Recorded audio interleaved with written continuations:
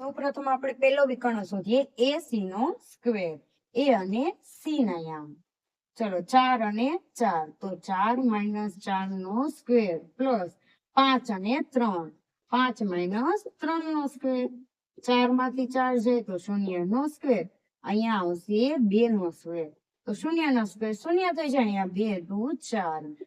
AC નો square તો AC વર્ગ આ બાજુ જાય તો શું લાગે? વર્ગનું. તો AC નું માપ આવ્યું કેટલું? 2. પહેલા વિકર્ણનું માપ કેટલું આવ્યું? 2 આવ્યું. હવે આપણે બીજો વિકર્ણ જોઈએ BD નો સ્ક્વેર. x1 - x2 નો સ્ક્વેર પ્લસ y1 - y2 નો સ્ક્વેર.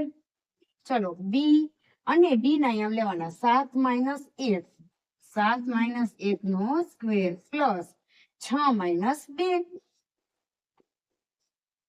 ચલો 7 માંથી 1 જાય તો 6 નો સ્ક્વેર અને 6 માંથી 2 જાય તો 4 નો સ્ક્વેર. અહીંયા 36 અને અહીંયા 16 આવશે.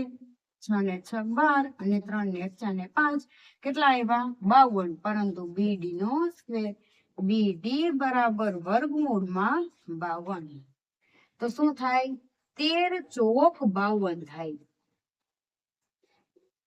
અને BD બરાબર 4 નું વર્ગમૂળ નીકળી જાય. કેટલું નીકળે? 2. અને વર્ગમૂળમાં વધ્યા 13. તો BD નું માપ જુઓ AC કરતા જુદું આવ્યું.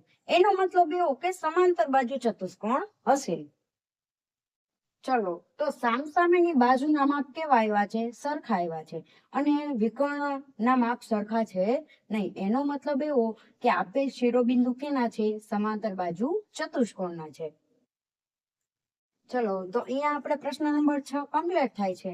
અને જો સ્ટુડન્ટ તમને મારા વિડીયો પસંદ આવતા હોય તો લાઈક, શેર, સબસ્ક્રાઇબ અને કમેન્ટ જરૂરથી કરજો. Thank you.